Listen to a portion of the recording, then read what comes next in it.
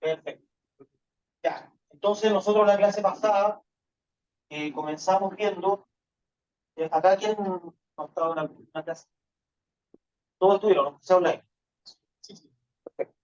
Ya. Entonces, un trabajo muy rápido, estuvimos viendo las acepciones más importantes para los efectos del curso del concepto de derecho.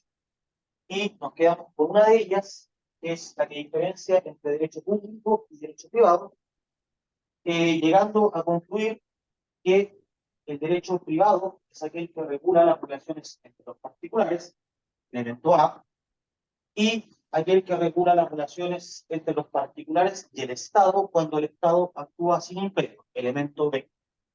Y el principio que rige las relaciones jurídicas de derecho privado es que se puede hacer todo aquello en tanto no esté expresamente prohibido.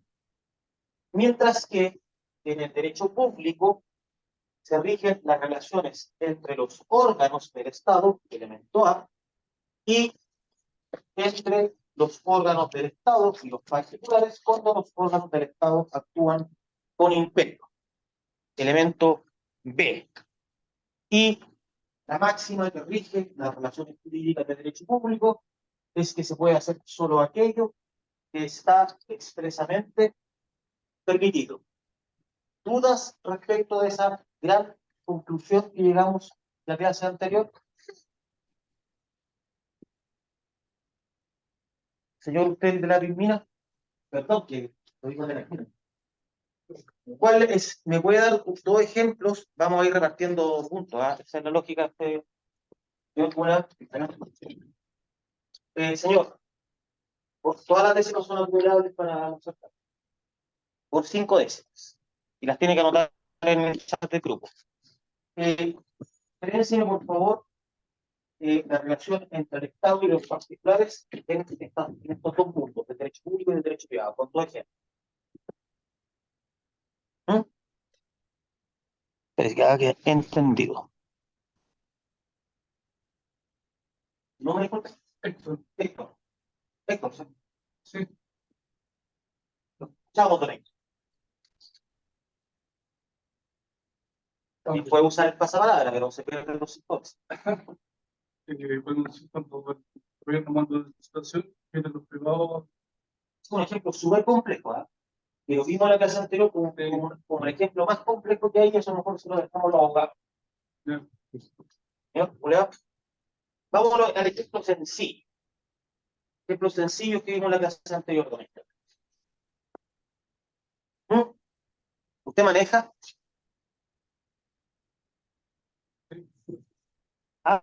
De licencia. Ya. Cuando usted va a la municipalidad, la dirección de tránsito, a obtener su licencia, cuando usted va manejando por la calle y lo para un carabinero, ahí hay una relación entre el particular y órgano estatal, municipal o bien una institución de las Fuerzas Armadas y de Orden, Carabineros de Chile. Esa relación entre particular y órganos del Estado es de derecho público o de derecho privado. Punto. Ya. Ahora vamos a un ejemplo de derecho privado, que no sea el complejo de la licitación.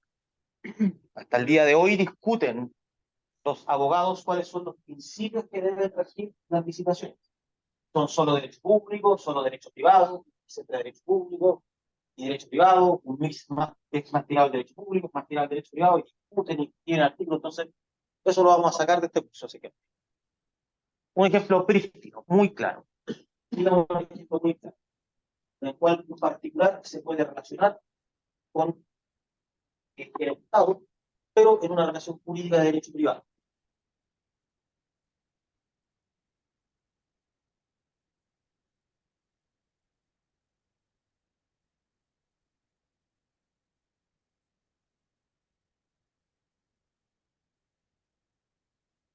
Bien, tengo ejemplo en la clase anterior.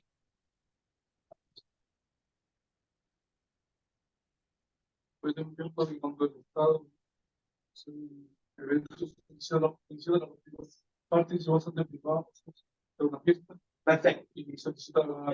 Póngase más cinco, por favor. Eso es. El Estado, el presidente Boric, quiere realizar un evento para lo cual necesita una banquetera y, por supuesto, no tiene contratado el Ministerio del Interior como funcionarios públicos a banqueteros. No puede poner a un guardia a hacer banquete porque se no es un banquete, tiene que contratar el Ministerio del Interior un tercero. El servicio de banquetería es una relación jurídica del Estado. Porque si bien está actuando un órgano del Estado, el órgano del Estado está actuando sin su poder de investigación. Que es la juez. ¿Dudas? Muy importante y se pregunta ¿no? ¿Nadie? Perfecto. Sigamos entonces. Que se pueda hacer solo aquello que está expresamente permitido responde al principio de juridicidad. Está establecido en la Constitución Política de la República, artículo 7. Los órganos del Estado solo pueden actuar válidamente en las integrantes dentro de su competencia y en la forma que prescriba la ley. Principio de juridicidad. En cambio, en la relación jurídica de derecho privado,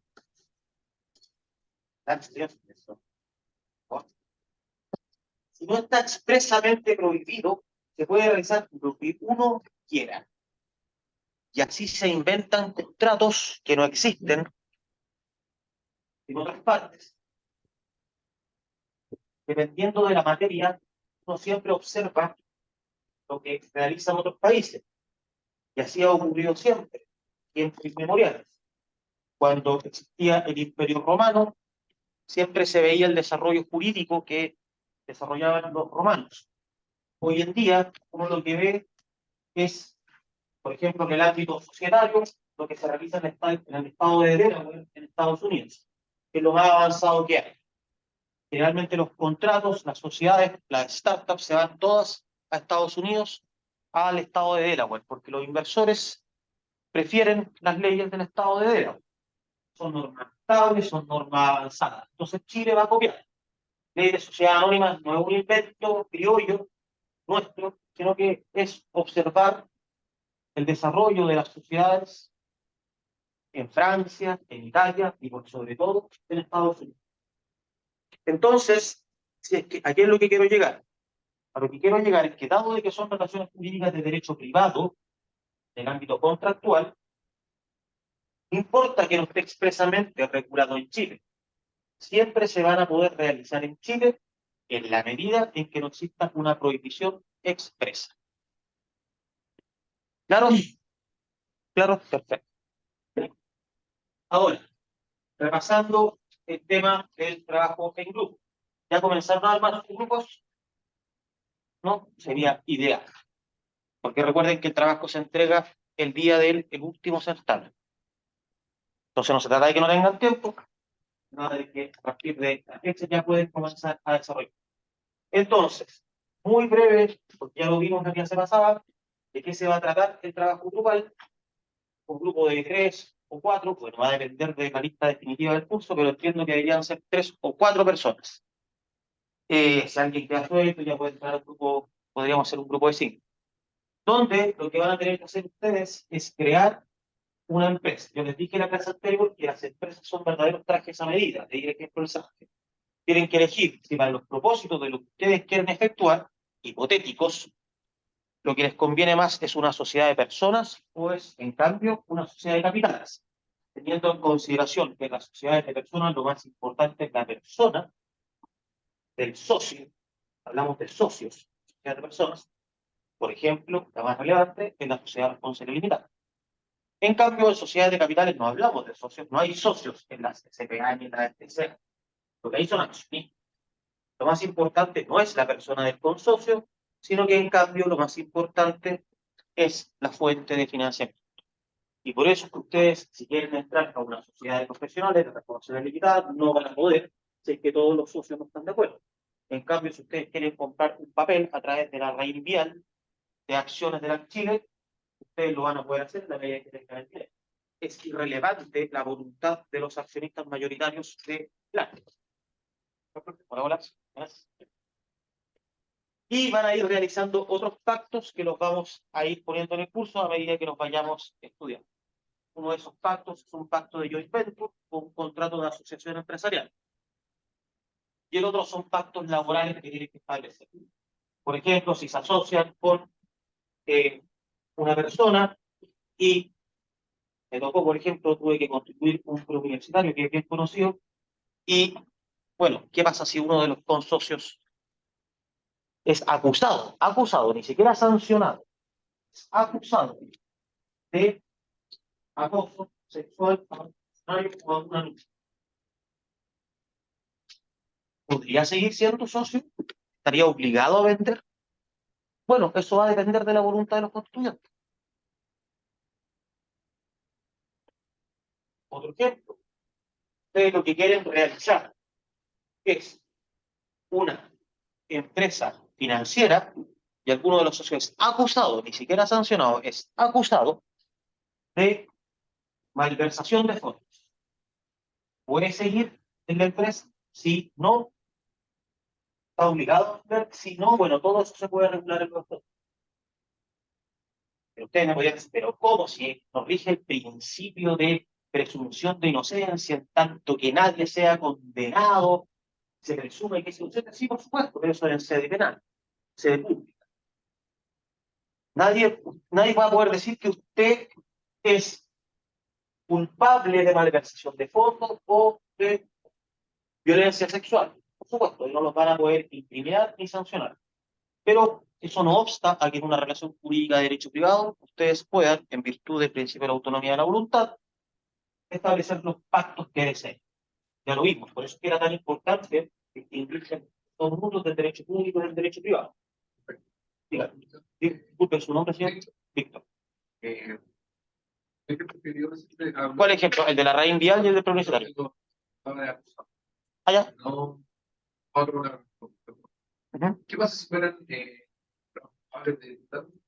Por ejemplo, en el ejemplo de la malversación, que aún de ser acusado sea responsable de esta malversación. Sea culpable. En ese caso, los estatutos como que quedan claros y se queda como por lo está como ya culpable del delito total, sigue siendo parte de esta sociedad. Ya, perfecto.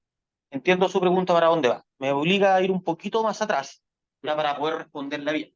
Profe, disculpe que hay un compañero que Ah, si le puede dejar entrar. Don Claudio. Perdón, Claudio. Ya, poquito para atrás. Muy corto y es de filosofía, pero me permite responder esta pregunta como debo hacerlo, que es excelente. El derecho es un mínimo ético. Los términos en las relaciones éticas que regulan las relaciones interpersonales, el derecho es lo mínimo. Lo que a mí me exige el derecho, ya sea por el contrato que tengo con la universidad, o ya sea por la Constitución o por el Código Penal, con ustedes es lo mínimo. Yo, por supuesto, por Código Penal estoy obligado a no ejercer violencia contra ustedes, a no golpearlos. Pero a mí ni el contrato educacional que tengo con la universidad, ni el Código Penal, ni la Constitución me obliga a decirle buenas tardes, ¿cómo están? Eso es un máximo ético y el derecho es un mínimo ético. Y dentro de el derecho, que es un mínimo ético, existen áreas del derecho que son aún más mínimas. Y el Código Penal regula lo mínimo de la convivencia, no lo máximo. Lo mínimo de lo mínimo. No matar, no violar, no secuestrar, no lesionar, no batirse a duelo. Todavía está ese delito dentro del Código Penal de antaño, de tiempos de Martín Rodríguez. Matamos a duelo. Todavía está ese delito. Pero eso es lo mínimo dentro de lo mínimo. Y después empieza la regulación civil y comercial a regulando aspectos más en la frontera. Pero ya sea el núcleo del derecho, que es el penal, que es lo mínimo de lo mínimo, o ya sea extendiéndose la frontera, el derecho en sí es un mínimo ético. ¿Ya? El derecho no obliga a honrar al padre y la madre. De hecho, en el Código Civil existe la obligación de respeto a los padres, pero no existe una sanción a pareja. El hijo que no respeta a los padres no tiene ninguna sanción. Ya está bien que no la tenga. No porque esté bien deshonrar al padre y la madre. No por eso. Es porque el derecho es un mínimo. ¿Ya? Entonces, en ese sentido, ahora vamos a responder derechamente a su pregunta. En ese sentido, que una persona sea sancionada penalmente por fraude, que era uno de los ejemplos, o por violencia sexual, no significa, no significa que las solas circunstancias de ser acusado no pueda detonar otro tipo de consecuencias.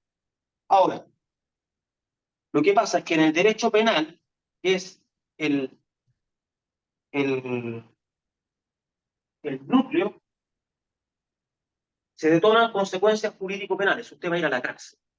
Pero el derecho penal no regula cuál es la consecuencia de la acusación. De hecho, por el contrario, el Código Penal lo que dice, a ver, está bien, para poder determinar que una persona es culpable hay que acusarlo. Pero mientras no existe una sentencia inamovible que determine su culpabilidad, esa persona tiene que tenerse como inocente durante todo ese proceso. ¿Ya? Pero eso no significa que durante todo ese proceso uno convencionalmente, por un acuerdo, no pueda decir, oye, pero ¿sabes que esto va a determinar también consecuencias jurídicas? Sí, lo puede hacer, pero son consecuencias jurídicas de derecho privado, no de derecho público.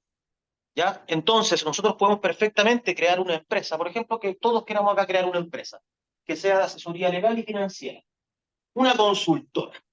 ¿Ya? A mí me interesa por de pronto que la conducta de todos nosotros sea intachable. Intachable. De hecho, incluso es más, intachable financieramente. No quiero que ninguno de ustedes entre a DICOM. ¿Y qué pasa, profesor, si alguno de nosotros entra a DICOM, va a ir a la cárcel? No, no, eso está allá, en la frontera de allá. El Código Penal ni se mete en eso.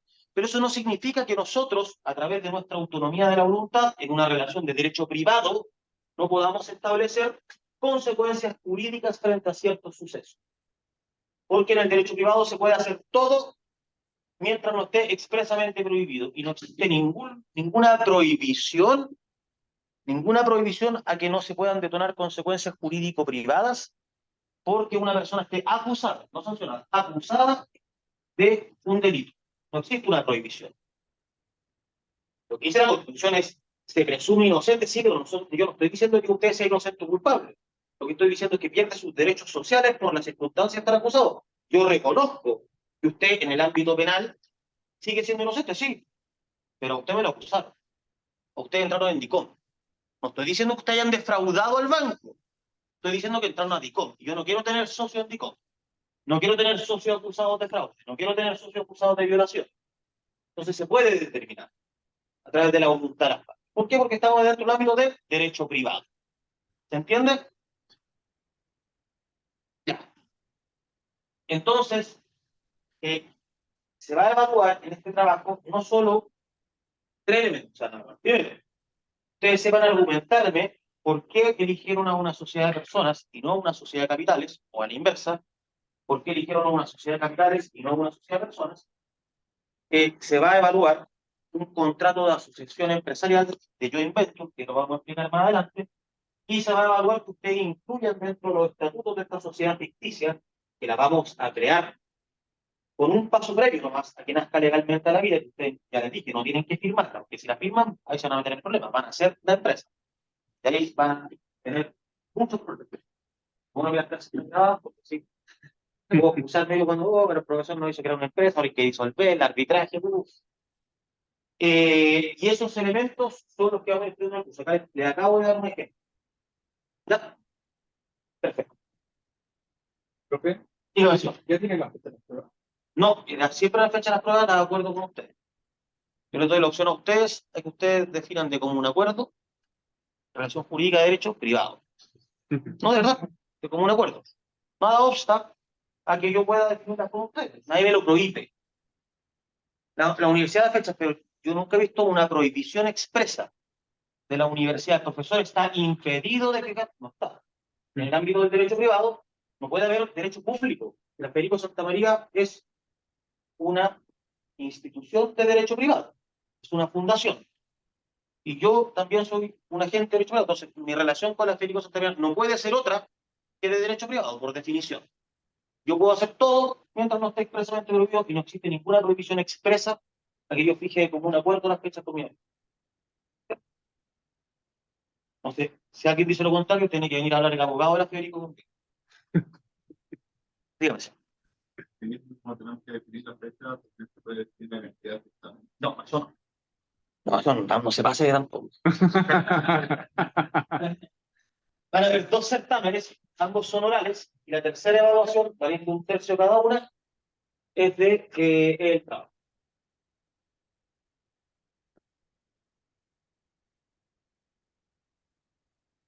$33,3. Periódico. Por 3, ¿da? Bien. Le pregunté a ChatGPT cuando estaba la fiebre de esto, ¿qué eras? Y decía 99,9 periódico. Entonces decía, pero ¿cómo? Si dividimos 10 en 3 y da esto, ¿cómo esto multiplicado por 3 no va a ser 10? Pero bueno, ustedes también supongo que se divirtieron con esa ChatGPT. Hasta contratar el premio, caí. Quizás la diversión era para contratar el premio. Ya, siga.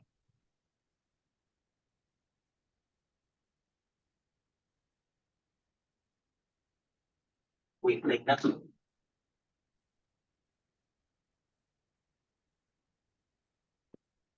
Ya.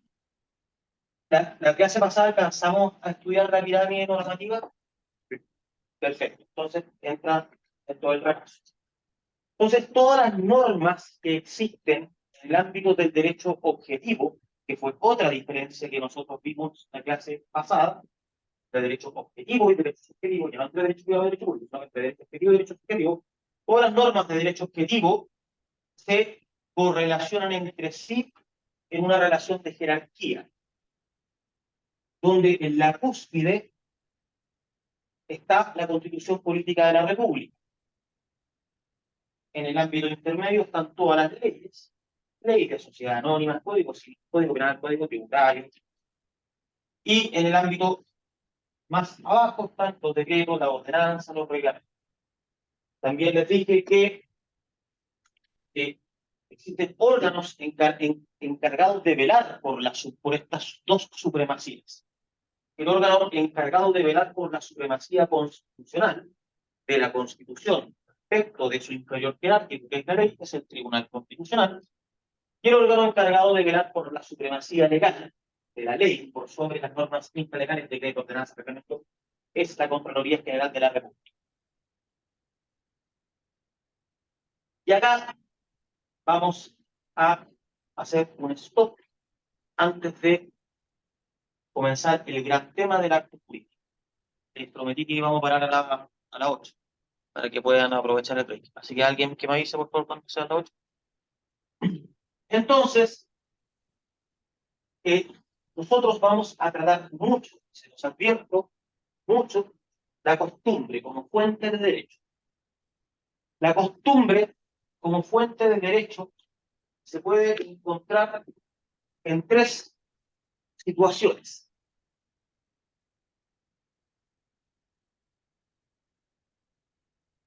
Es como el gato de Schrödinger.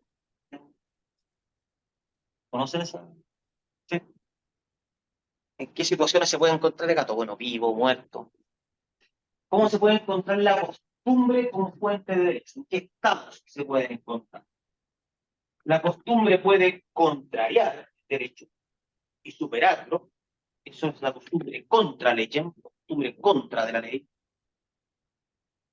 Por regla general, generalísima, la costumbre contra legem no es admitida en el ordenamiento jurídico. Bueno, disculpe, Puede contrariar la ley y superarla, es decir, primar por sobre la ley cuando la costumbre se enfrenta a la ley. profe, dijo el derecho, no la ley. ¿Ah? Dijo el derecho. O sea, es como sinónimo de ley. Perfecto. Lo que pasa es que ley lo podemos utilizar en términos, buena acotación. La ley la podemos utilizar en sentido amplio, refiriéndonos, abarcando constitución, ley en sentido estricto y norma infralegal, o bien podemos utilizar el concepto de ley en sentido estricto para referirnos solo a aquel conjunto de normas que se encuentra abajo de la Constitución y sobre los ley, reglamento, recto. Ahora lo estoy utilizando en sentido amplio. Entonces, la costumbre se puede encontrar en una relación de contradictoriedad con la ley, en sentido amplio, y superarla, vencerla. Y esa es la costumbre contra ley. Ese estado de la costumbre, por regla generalísima, no es admitido. Existen excepciones contadas en ámbitos como en el derecho indígena, en que se permite que la costumbre indígena pueda contrariar la ley y vencerla. Pero son ámbitos muy especialísimos que para los efectos nuestros da exactamente lo mismo. Esta es la costumbre que las dos costumbres que nos van a interesar. Y ustedes la van a aplicar muy constantemente, o sea, enfrentar a ella constantemente, que es la costumbre secundum legem, o costumbre, me da lo mismo en latina, o costumbre según la ley, y la costumbre preter legem, o costumbre fuera de la ley. La costumbre según la ley es aquella costumbre que solo puede ser fuente de derecho en la medida en que la ley se remita a ella, de manera tal que si la ley no se remite a ella, la costumbre no va a ser fuente de derecho. La medida que la ley, ¿verdad? Se remita a ella, de manera tal que si la ley no se remite a ella, la costumbre nunca constituirá fuente de derecho. Y la costumbre preter legem, o costumbre fuera de la ley, es aquella costumbre que va a ser fuente de derecho cada vez que la ley guarde silencio. Naturalmente, este último tipo de costumbre es la costumbre más intensa, es la costumbre más poderosa.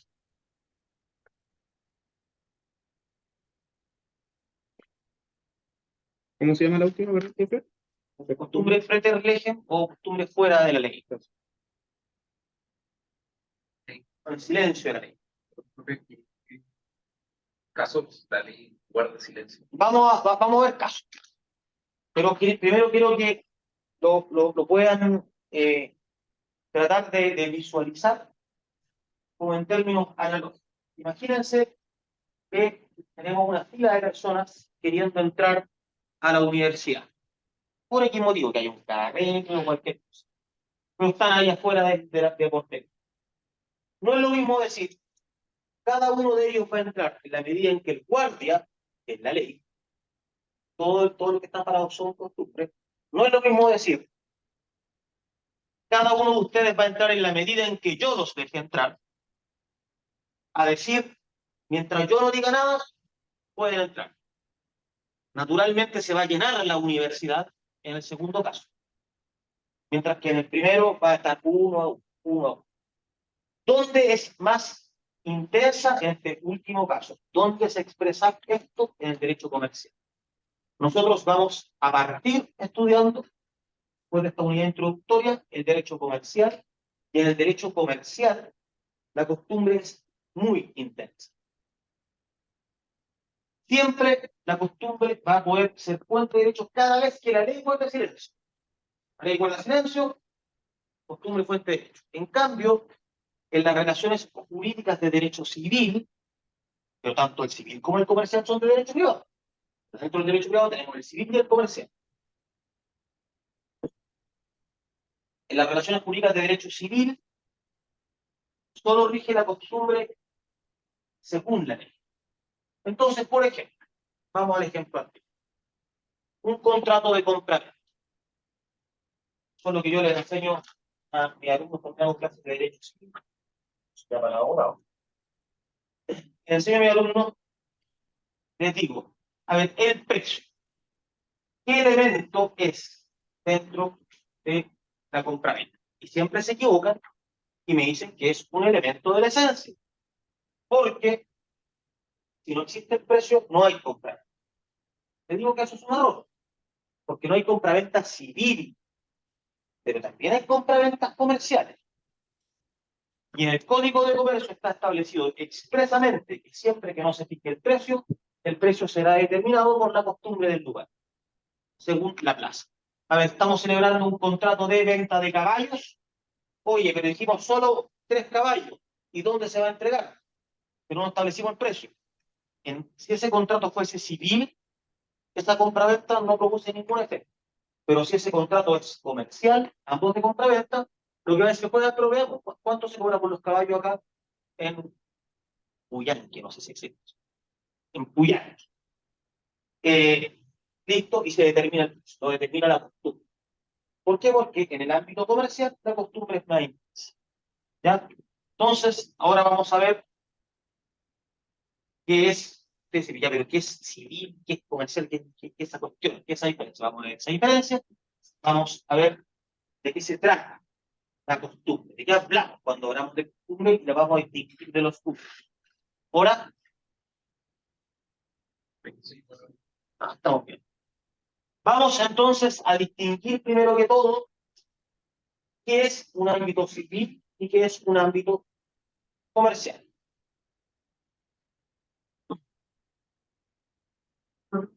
Señor, a don Tomás Barriga. Y suena Tomás Barriga, él es el que vino a la clase pasada que no había clase, ¿no? Ah, ¿quién vino a la clase pasada? Ah, no, no, no. Ah, no. No, la pasada que no hubo. Perdón, el lunes pasado.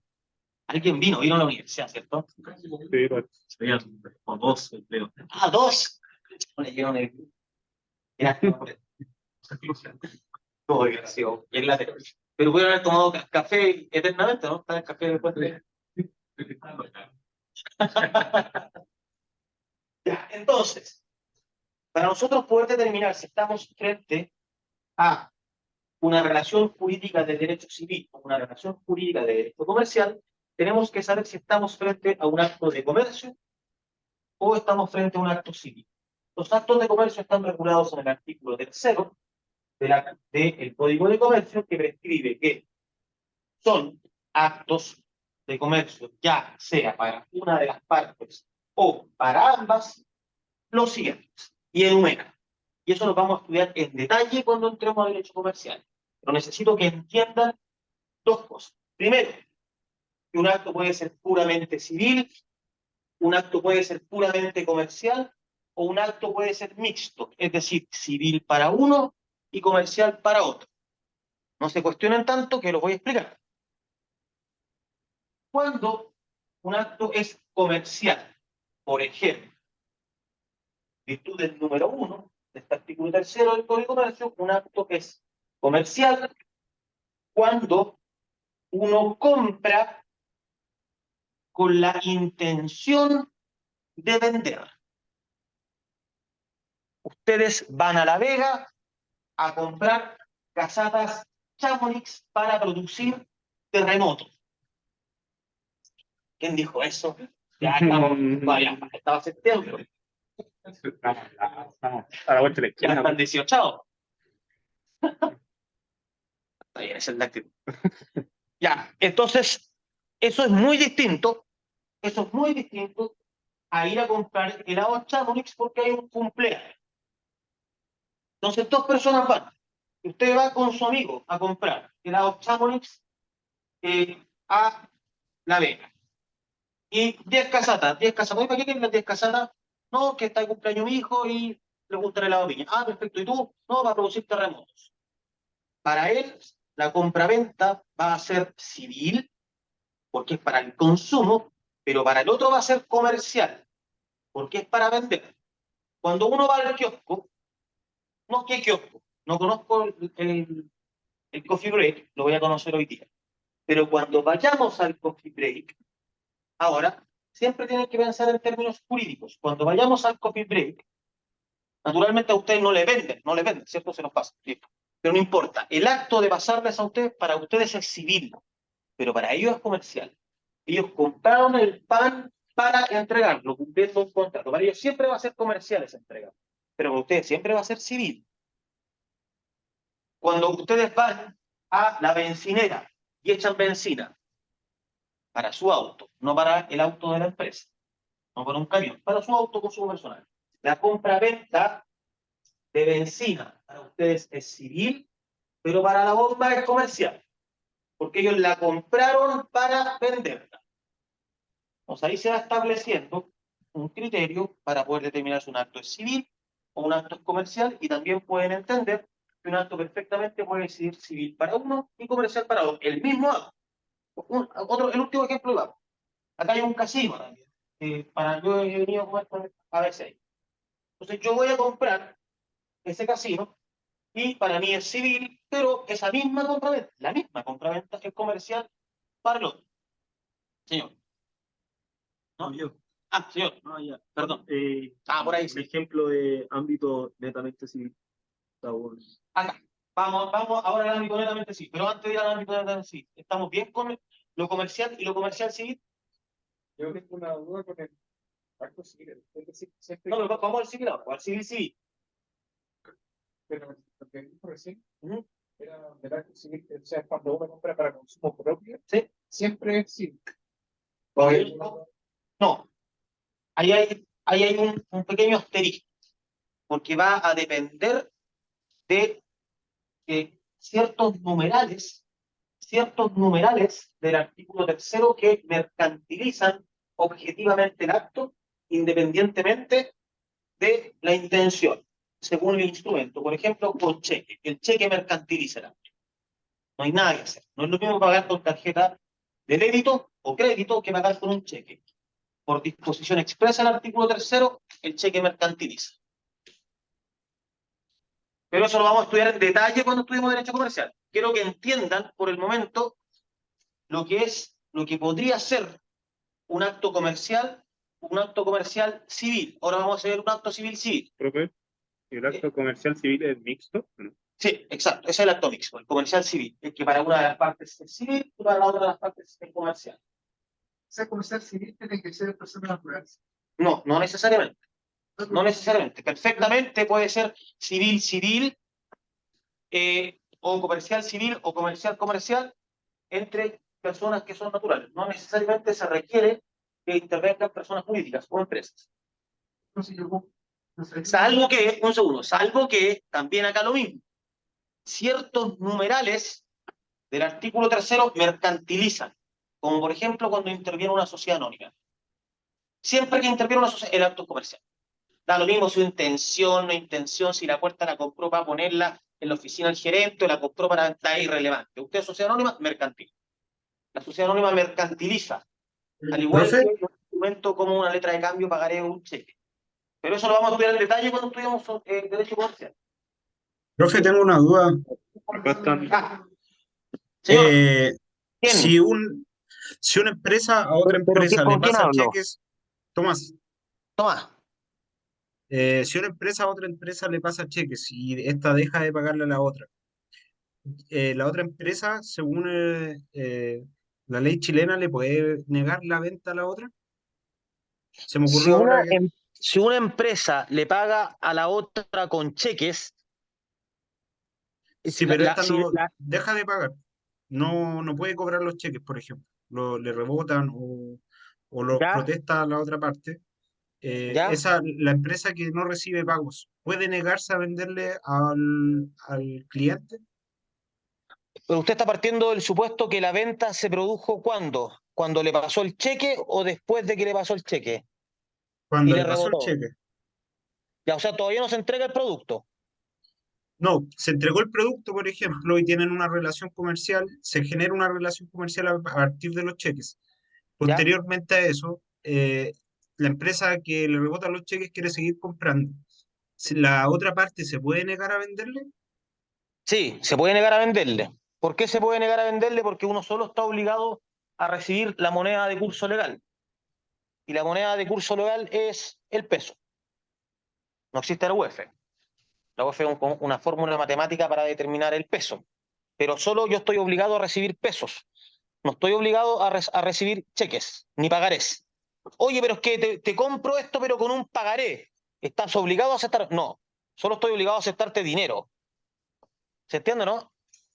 Sí, que tenía esa confusión porque yo trabajaba en un lugar donde amenazaron con demandar por no venderle a un cliente. Y era por este mismo No, motivo. sí, no, uno puede amenazar con muchas cosas, pero esa amenaza no tiene ningún fundamento. Ninguna empresa, ninguna persona está obligada a recibir un cheque para producir una relación comercial o civil. Cualquiera sea, da lo mismo, si es comercial o civil. Lo único que está obligado a aceptar el peso. ¿Ya? Sí, gracias, entendí. Lo mismo que el pago con tarjeta. ¿Ah? Oye, pero es que tú tienes que tener una máquina. No tengo por qué tenerla. No tengo por qué tenerla. Y si usted tiene tarjeta y no tiene efectivo, da lo mismo. No sé si a alguien le ha pasado en los peajes. A mí me pasó una vez que me tuve que devolver a la ciudad a buscar plata en un cajero. Yo no le puedo decir algo, "Oiga, pero usted está obligado a tener una máquina y aceptarme, entonces le hago un cheque". No, efectivo o nada. Joder, no, a devolverme a la ciudad, a buscar un cajero en una bencinera y a sacar cash. El cash no me lo pueden rechazar, porque esa es la moneda de curso legal. Tampoco están obligados a aceptarme dólares, ni yenes, ni yuanes, ni nada. Ni libras, esterlinas, solo peso. ¿Ya? Y si usted llega con monedas de peso y hace una bolsa, están obligados a aceptarla. Porque nadie le puede obligar, no, pero que solo billetes. No, la moneda mínima que acepto es la de 500, no acepto 10, no, eso no puede ser. Ahí sí. Ellos están obligados a recibir la moneda de curso legal, que entiendo que ya las de un peso no son de curso legal, ¿no? Pero las de 5, 10, parece que sí. Era más caro producir una moneda de peso que el peso mismo. Un fenómeno que tienen los venezolanos. Es más caro producir el billete venezolano de lo que vale el billete venezolano. ¿Ya? Entonces ahora vamos a una relación civil-civil.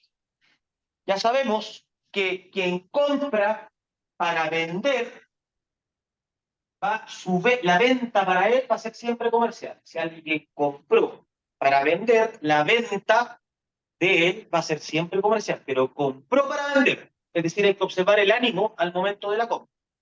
Entonces usted tiene un computador que es Yoga. Sí, de nuevo. Ah, un Lenovo, ya ahí dije yo. No el modelo. El computador Yoga. Ya, ahí sí, ya estamos hablando del mismo modelo. Eso que viene un Lenovo, modelo Yoga.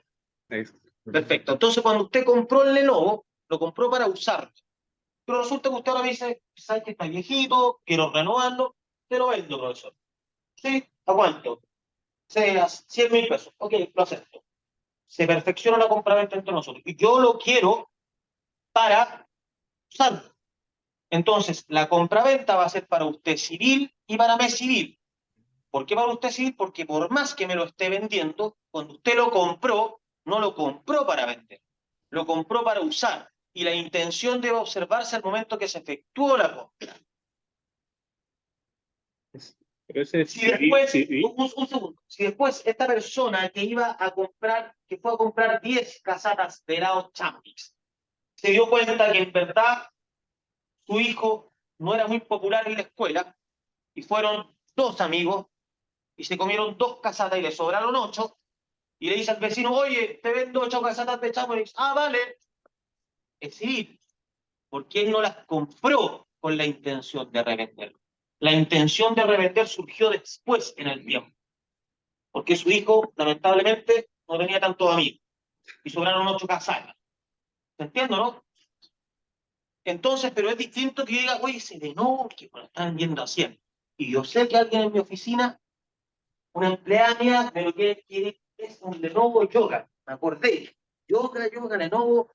Y mi hijo, si encontráis un Lenovo Yoga, te pago 150 lucas al tiro. Digo, te lo compro a 100, yo sabiendo que se lo voy a vender. Entonces, para usted es civil y para mí va a ser comercial. Porque estoy comprando para vender.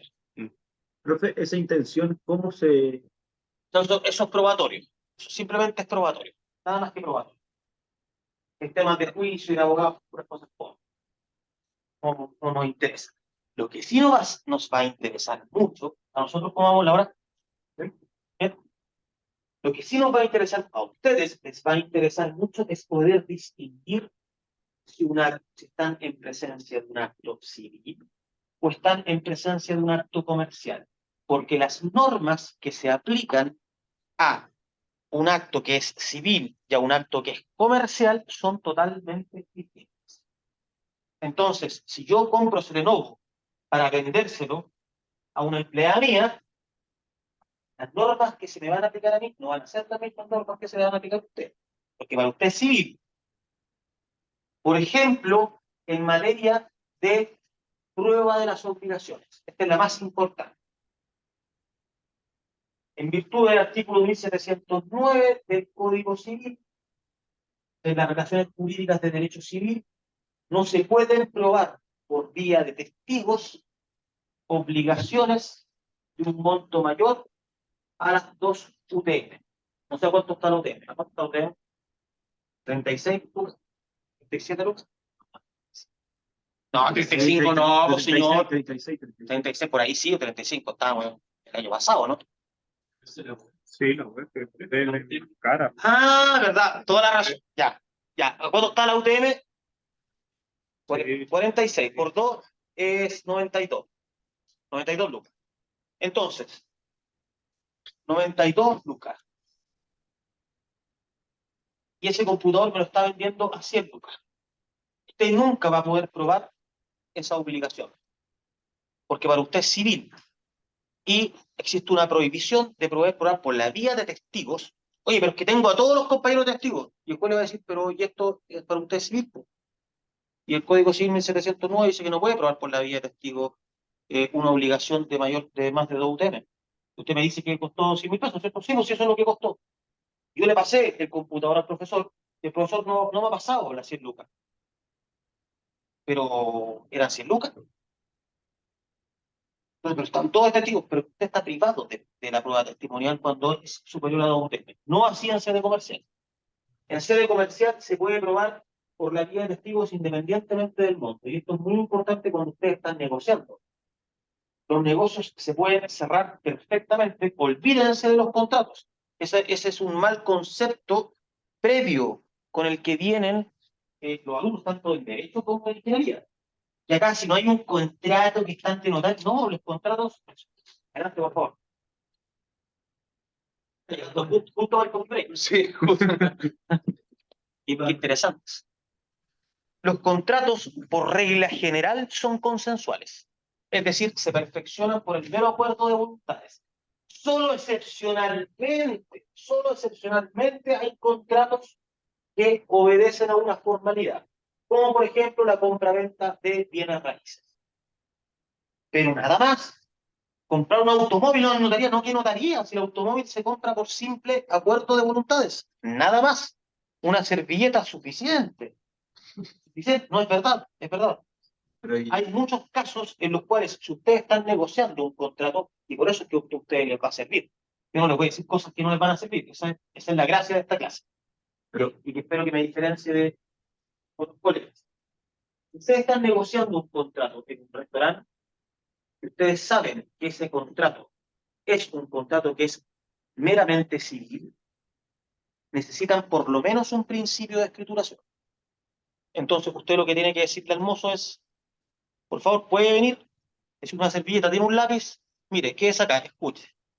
¿Cuánto es esto? ¿Y esto cuánto es esto? Listo. Acá está el principio de escrituración. Y dado que tengo un principio de escrituración, puedo presentar el testigo.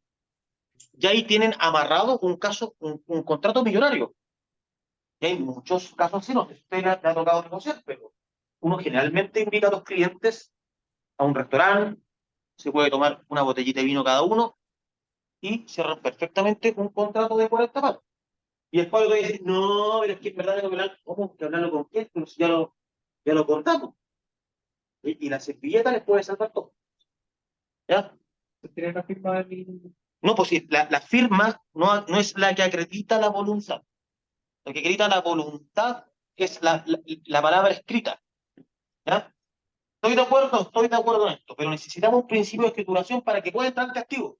El derecho civil dice, yo no puedo permitir que entren los testigos si a lo menos no hay un principio de escrituración.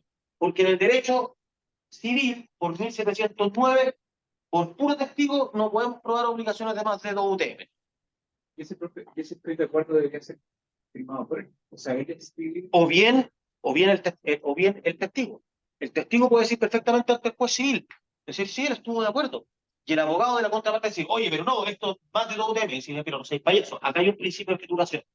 Yo no te estoy diciendo que esto se está probando solo por testigos. Es instrumento escrito más testigos. Y ahí pueden probar. Pero si fuese solo comercial y ustedes están seguros que es comercial, ustedes están seguros que es comercial, lo que va a decir es, puede venir usted mozo y llame a ese colega allá. Párense aquí. Él y yo estamos acordando, por favor, exhibe tu cédula, te consta la identidad de él, me consta, mira, acá está mi cédula. Acabamos de celebrar esto, se tomaron una botella de vino cada uno. 30 palos, 40 palos. ¿Estamos buenos? Sí, estoy de acuerdo, y cerramos la mano. Con eso ya está listo, total. Listo. ¿Qué abogado, notaría? Chao. Está listo, el contrato está perfecto. ¿Ya? Por eso es que les mandé a ustedes esa sentencia que, por un simple, está listo. Listo. ¿Y pero cómo? ¿Y dónde está el contrato escrito con la firma y la huella y el notario? Chao. Chao. Eso uno lo hace por seguridad. Por supuesto, los abogados nos pagan por eso. Los abogados nos pagan, las empresas, los gerentes generales, los directores nos pagan no para que andemos haciendo esas payasadas. Nos pagan para que llevemos toda la negociación a un nivel de detalle que pueda prever toda posible consecuencia futura y negocie el abogado con el otro abogado, presentándoselo a cada uno de frente y ahí nos vamos a notaría. Pero eso no implica que 2 empresas no puedan celebrar un contrato perfecto. ¿Ya? Profe, Dígame así. los ejemplos que dio, ¿Cuáles de todos? los de las servilletas, ¿Ya? ¿Vale? pueden ser los dos actos civil y comercial, Sí. son idénticos. Pero la diferencia está en que si el acto es puramente comercial y ustedes están seguros que es un acto de pero seguros, porque él compra para vender, o sea, el compadre está vendiendo productos que está importando. Entonces, pero lo que estudié es que cada vez que uno compra para vender, porque es una empresa importadora y distribuidora, siempre va a ser comercial, a todo ver. Ya sé eso, con la clase. Perfecto, yo ahora estoy negociando el contrato con él. Y dado de que para mí también es comercial, porque yo lo estoy comprando a su vez para revenderlo, lo estoy comprando para arrendarlo, lo estoy comprando para transformar todo ese fierro en otra cosa. Yo sé que acá no necesito servilletas. Entonces, quizás en la negociación, prensa en la negociación, quizás en la negociación pueda presionarlo. Ya se tomó una botellita de vino, pero quizás puede despabilar. Entonces, mejor no lo presiono tanto y le tiro por la talla, porque yo ya sé un poco de derecho. Le tiro por la talla, oye, pero que vengan los mozos a ser testigos. Y él ni siquiera se va a dar cuenta de que ustedes lo están llevando a ricos. Pero es así, para eso somos los abogados. Es así, po. Por eso la gente no odia. Profe, y Esta razón.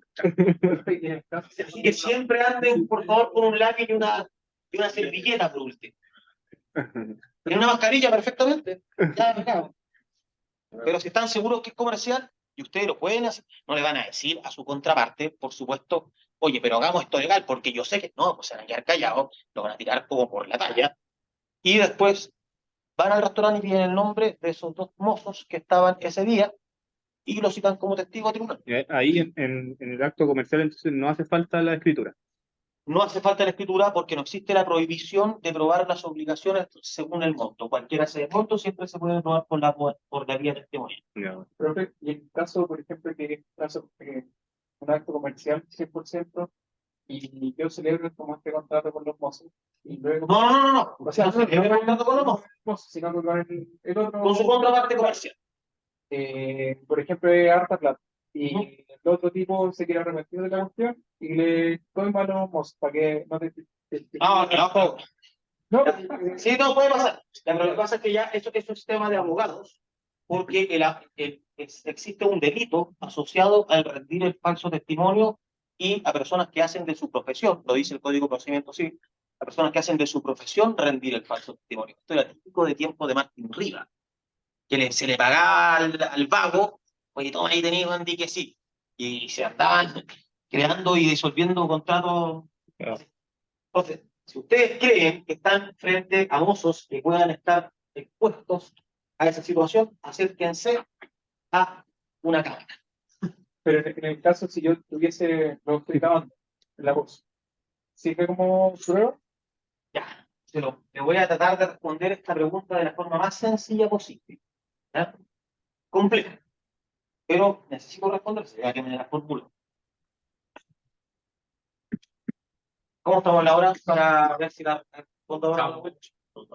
Unos minutos. Voy a hacer el esfuerzo. Artículo 19 del Código Civil establece que uno puede recurrir para efectos de interpretar la ley a su verdadero espíritu y que el espíritu de la ley pesa más que la literalidad de la ley. Entonces uno perfectamente podría interpretar la norma del artículo 1709 en el sentido siguiente. Cuando el legislador civil, don Andrés Bello, pensó que la prueba de testigos no valía, cuando se trataba de un acto civil, lo que estaba pensando era en los tiempos de Martín Gutiérrez, no en los tiempos que existían filmaciones. Eso no existía en los tiempos de Andrés Bello. Andrés Bello nunca conoció un iPhone, nunca conoció una videograbación ni una cámara. Entonces, nosotros tenemos que interpretar esa prohibición del artículo 1709 solo en que el testigo queda fuera y adentro la palabra escrita, pero no queda fuera la filmación. La filmación tiene que entrar. ¿Ya? Entonces, ahí está la respuesta. Pero eso es para los abogados. Eso déjeselo a los FOPs. Ustedes preocupense de cerrar negocios. Ya, ahora sí. Sí.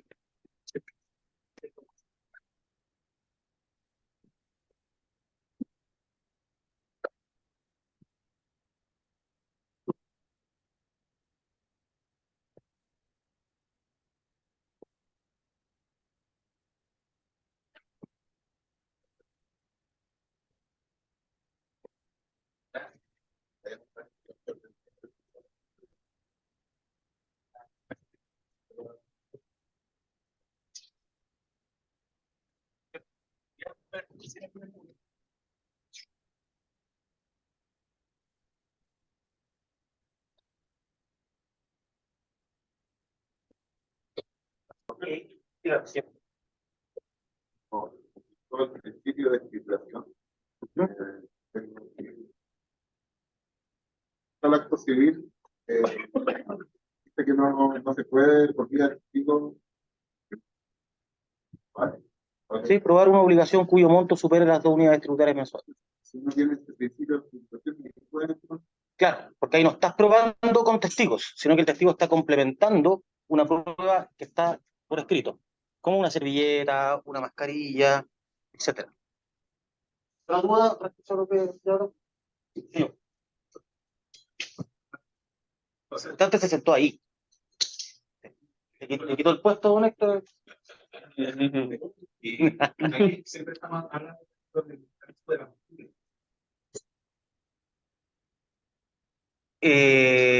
No, todavía no. Eso de la escrituración no. Eso era la diferencia. La pregunta del compañero apuntaba a cuáles son las grandes diferencias que existen entre un acto civil y un acto comercial según las distintas normas que se aplican. Por ejemplo, una de esas diferencias sucede en el ámbito de la admisión de la prueba de testigos. ¿Ya? En el ámbito civil, no se puede probar únicamente por prueba de testigos obligaciones cuya cuantía supere las 2 unidades tributarias mensuales. En el ámbito comercial es distinto, pero eso no tiene nada que ver con la costumbre. La costumbre nosotros la ingresamos por otra parte, la ingresamos según la relación que tiene con la ley. Entonces, en el ámbito civil, la relación de la costumbre con la ley es: la costumbre constituye fuente de derecho en la medida en que la ley se remite a ella. En cambio, en el ámbito comercial, la costumbre es fuente de derecho cada vez que la ley guarde silencio. Pero eso no tiene nada que ver con los testigos. Sí, porque me preguntaba si la contratación la que es imposible de país. ¿Ya? Entonces, por eso le preguntaba la costumbre para el país de origen de la persona no hay nada que acá. Y para el sí, que hace un contrato que involucra escritura. Perfecto. Eso es un ramo completo de un semestre de Derecho que se llama Derecho Internacional Privado. Y es cómo puede llegar a obligar un cotado. Un cotado puede ser obligatorio para esa parte en Chile, pero para ninguno de los dos en su país de origen. Va a depender. Entonces, lo que se realiza es, por ejemplo, usted chileno, celebra un contrato con un español, pero quien va a resolver los conflictos no es ni un tribunal chileno, no es ni un tribunal español, sino que va a ser un tribunal peruano. Pero el tribunal peruano no va a decidir conforme a las leyes de Perú, sino que va a decidir conforme a las leyes de Delaware. Perfectamente puede ser. Oye, pero ¿cómo? Si yo soy peruano y domiciliado, yo soy chileno domiciliado en mi empresa en Chile, y mi contraparte es una empresa española domiciliada en España, ¿cómo va a resolver un juez peruano y el juez peruano conforme un segundo, y el juez peruano conforme a la ley de Estados Unidos? Nuevamente volvemos a lo mismo. Derecho internacional privado. ¿Qué significa privado? Que se puede hacer todo en tanto no esté prohibido. Y así se acostumbra. Es muy común que uno celebre contratos, por ejemplo, empresas chinas con empresas chilenas, y quien decide no es ni un chino, ni un tribunal chino, ni un tribunal chileno, sino que es un tribunal arbitral, por ejemplo, peruano, tienen buenos tribunales arbitrales, o un tribunal arbitral estadounidense conforme a las leyes estadounidenses. Perfectamente puede ser. Porque el chino va a decir, ¿y por qué conforme a las leyes chilenas? Y el chino va a decir, ¿estáis loco que ya va a andar aprendiendo leyes chinas? Pero ¿cuál es la que conocemos los dos? La de Delaware. Entonces, que el tribunal resuelva conforme a Delaware. Perfectamente. Y los tribunales arbitrales, que son árbitros expertos en leyes de Delaware, porque se dedican al arbitraje, las conocen muy bien. Por eso es que Delaware se acostumbra a preferir. ¿Sí? Profe, pero eso tiene que ver necesariamente. ¿Qué es eso?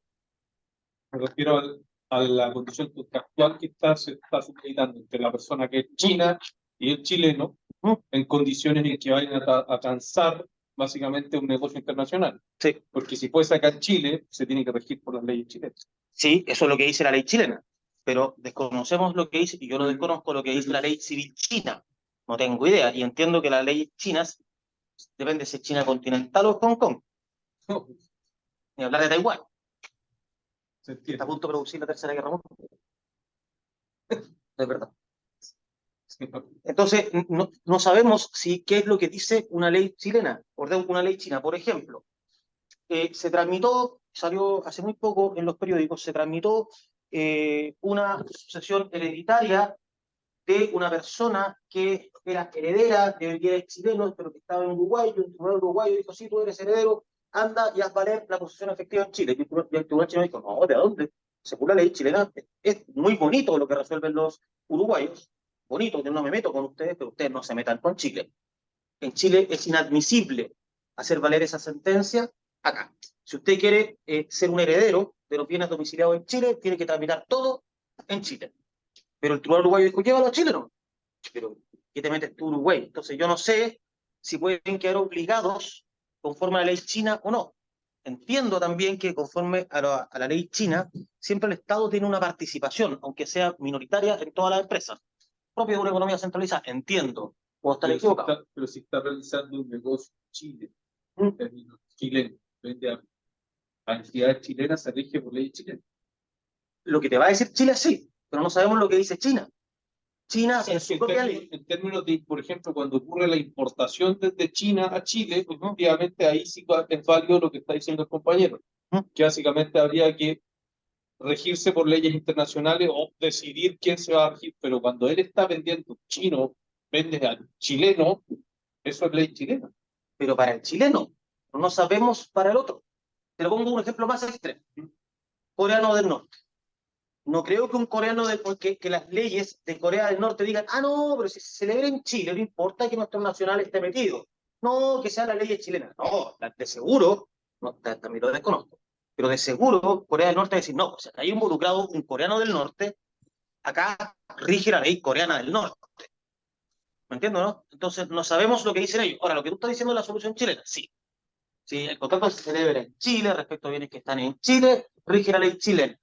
Pero eso que estamos concluyendo ahora es en un ámbito determinado de realidad, que es la ley chilena. No sabemos qué es lo que dice la ley china al respecto. Sabemos lo que dice la ley coreana del norte, la ley musulmana, no tenemos idea.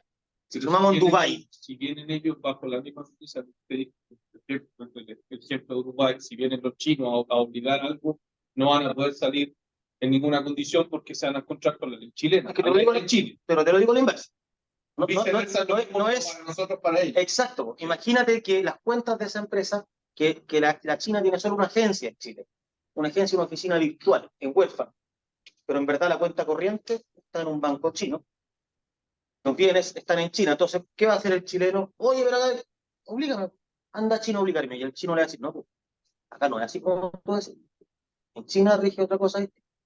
Bien lo que digan los chilenos, bien su código civil, bien Andrés Bello y bien los tribunales chinos, pero acá en China es otra cosa.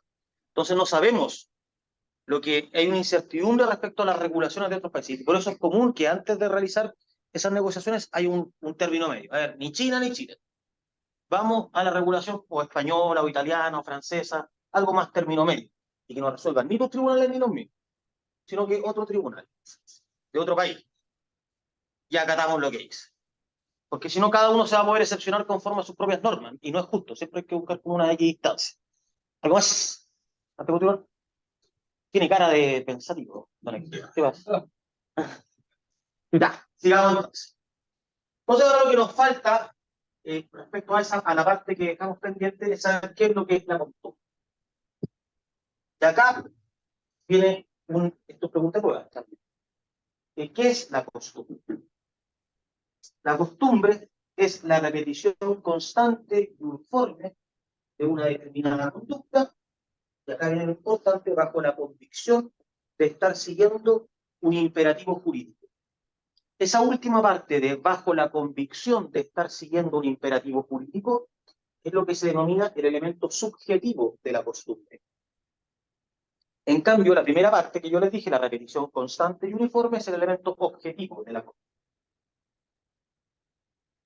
Por ejemplo, Perdón, profe, por lo que decir, bajo la sí, la convicción. costumbre es la repetición constante y uniforme de una determinada conducta, ese es el elemento objetivo de la costumbre, bajo la convicción de estar siguiendo un imperativo jurídico. Ese es el elemento subjetivo de la costumbre. Entonces, por ejemplo, si ustedes, acá acabamos de ir al café, es posible observar que a las 8 de la noche, en el campus de Vitacura, de la Universidad Técnico Federico Santa María, los alumnos y profesores confluyen en el café. Eso es una costumbre, es una repetición constante, es una repetición uniforme de una determinada conducta, pero no llega a ser costumbre porque le falta el elemento subjetivo, que es la convicción de estar siguiendo un imperativo jurídico. Es decir, si yo no lo hago, voy a ser sancionado. ¿Ya? Por ejemplo, cuando antes estábamos en tiempos de pandemia, uno llegaba y se echaba alcohol. Uno hacía porque algo uno piensa que va a ser sancionado. Alguien lo va a reprender a uno si uno no toma el alcohol y hace. Alguien lo va a reprender. Entonces estoy siguiendo un imperativo jurídico. Y esa convicción interna de estar siguiendo un imperativo jurídico es lo que distingue a la costumbre de los hábitos. Por ejemplo, cuando uno llega acá, yo hago clases a los comerciales en el día, también, de mismo ramo. Uno ve y están jugando ping-pong y taca-taca. Muy buenos profesionales no van a hacer eso. Pero están jugando ping-pong y taca-taca. Pero están siguiendo una costumbre. ¿Alguien piensa que si no juega ping-pong va a ser sancionado? No. Entonces, sí hay una repetición, sí es constante, sí un uniforme, porque de lunes a viernes están jugando ping-pong. Y siempre a la hora del almuerzo. Pero ninguno de ellos lo hace porque piensa que si no lo hace, va a sufrir una consecuencia jurídica. Es distinto el caso, por ejemplo, de echarse alcohol gel. ¿Se entiende la diferencia? Eso es una costumbre. Entonces, eso que es la costumbre tiene distintas manifestaciones en las partes que nosotros nos tocan estudiar de este curso, según si estamos frente a un acto que es civil o si es que estamos frente a un acto que es comercial. Entonces, lo que vamos a estudiar a continuación es precisamente el acto. ¿Qué es un acto? Y cuando concluyamos lo que es un acto, vamos a empalmar con la lectura que yo les di para la clase. Estas diapositivas fueron pura cháchara, salvo lo de ahora. Pues recuerden enviarles, por favor, se la envié el anterior, ¿no? Dale.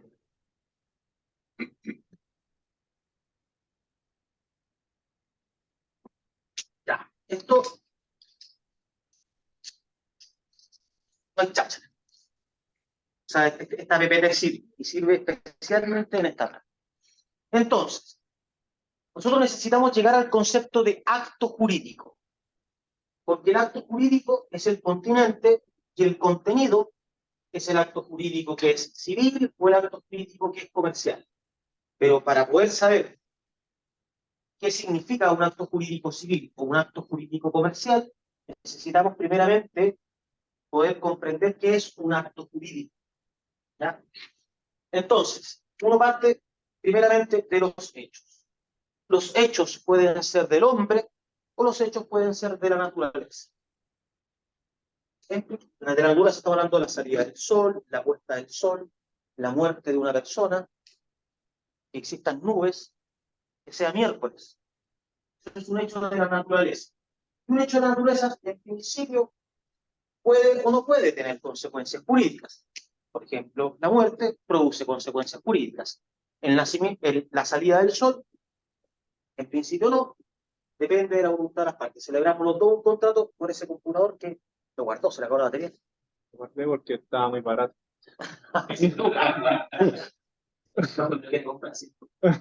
Entonces, le compro el computador, pero a la salida del sol o a la puesta del sol como plazo límite del miércoles siguiente al de hoy. Entonces nosotros los dos le dimos una consecuencia jurídica a un hecho que es de la naturaleza. ¿Ya? Pero no vamos a seguir los hechos de la naturaleza, vamos a seguir los hechos que son del hombre.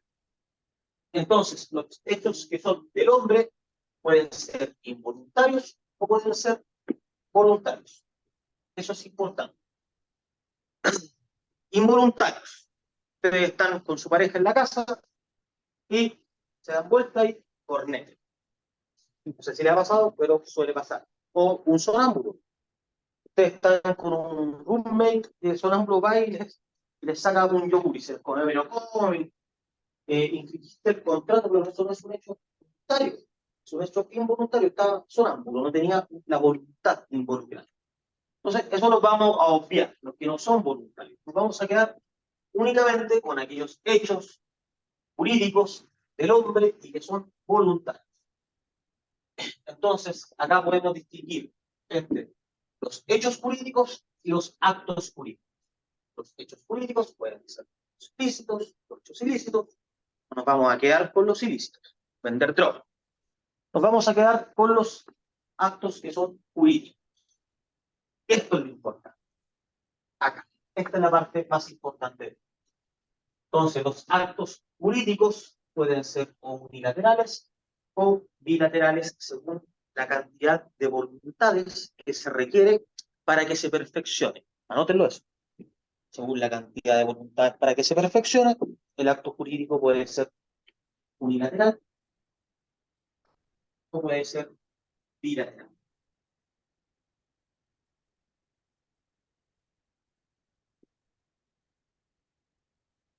Entonces, los actos jurídicos que son bilaterales también se denominan contratos. Contrato de compraventa del computador, del compañero. Ese contrato de compraventa es lo mismo que decir acto jurídico bilateral.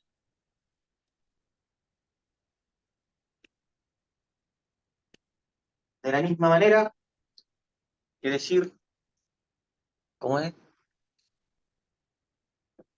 Que una relación de igualdad, que una parte de la ecuación es igual a la otra, pero está expresada en términos distintos, acá es lo mismo. Entonces, el contrato de compraventa es un acto jurídico bilateral. Pero el acto jurídico bilateral, para poder conformarse, requiere la unión de dos actos jurídicos unilaterales: la oferta y la aceptación.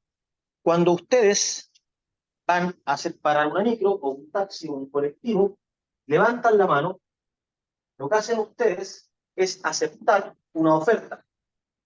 Viene una oferta de una micro que dice C02. Sale ahí el programa de la C02. Es una oferta para celebrar un contrato de transporte.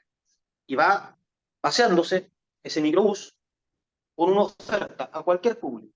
Y se entiende que cuando alguien que está en una esquina o en un paradero levanta la mano, acepta. Eso es. Estamos acercando a la lectura, que es hacer un dedo así en WhatsApp. Entonces, unión de oferta con la aceptación forma el consentimiento, genera un acto jurídico que es de carácter bilateral.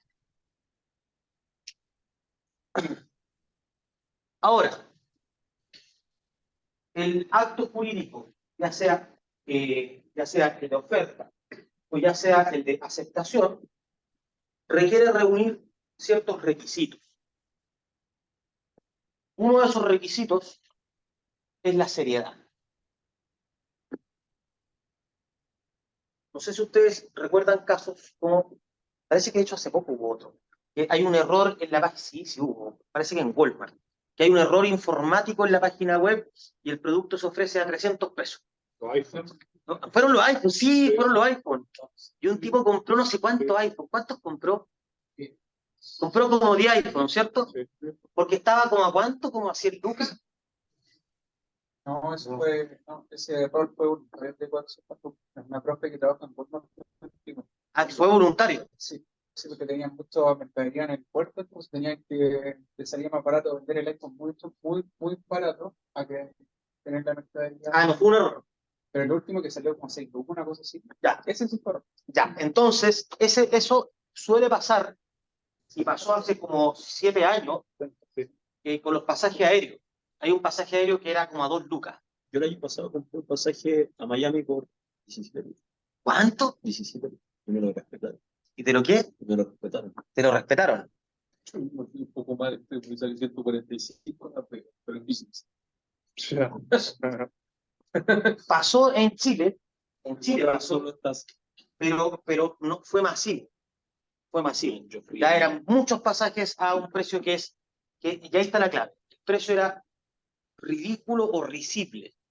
Entonces la empresa dijo, yo no te voy a pagar eso, acá hubo un error informático. Y el CERNAC dijo, pero ¿cómo, compadre? Acá tú tienes que respetar lo que estás ofertando. Y ahí se enfrentaron en un largo juicio. CERNAC contra empresa. Y el tribunal razonó justamente en torno a lo que nosotros estamos hablando. A ver, acá hay un acto jurídico de oferta y hay un acto jurídico de aceptación.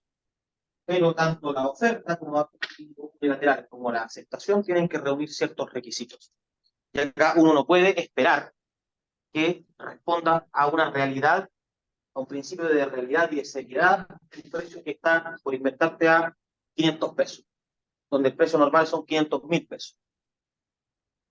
Y ahí ganó una demanda de la empresa. O sea, se salvó. Porque el CERNAC quería que se respetase a no sé cuántos cientos de usuarios el precio de los pasajes que había sido un error. Y eso va sucediendo constantemente y se va repitiendo. Hay casos nuevos, bueno, el del iPhone, yo no sabía que había sido voluntario, sé que había sido un error. Y también pasó con la compra de dólares también hace poco en un banco, ¿Ya? que el precio del dólar estaba muy bajo. Y compró mucha gente. ¿A cuánto? ¿Pero hace cuánto? No, hace muchos años, un par de años debe ser. Un par de años en tiempo de estallido social. Claro, Ahí el precio Claro. del dólar estaba particularmente alto, claro, sí, ¿cierto? Sí. Porque la demanda de dólares aumentó, sí, lo cual significa que el precio sí, subió. subió. Y estaba muy barato, pero al final el banco hizo la reserva automático y chao, no. Y creo, a lo mejor hubo una demanda, pero no sé qué Y resolver. sobre todo en una sociedad donde lo que domina son los medios informáticos, pueden suceder. Colapsó el otro día WhatsApp. Sí. ¿Sí? O sea, si colapsa WhatsApp puede pasar cualquier cosa. Sí. Sí. Entonces, cuanto a la oferta de una empresa cualquiera que se equivoca en un precio, puede argumentar eso, porque la oferta Siempre que la equivocación en la oferta lleve a concluir necesariamente que el aceptante tuvo que haber encontrado que la oferta era ridícula. ¿Entiendo, no? Entonces, no es, por ejemplo, que el iPhone costaba 1.000.000 y lo pusieron a 900.000 pesos. No, o sea, yo lo encontré serio y también mi aceptación fue seria. El distinto sería a que el iPhone cueste 900 pesos. O sea, el aceptante no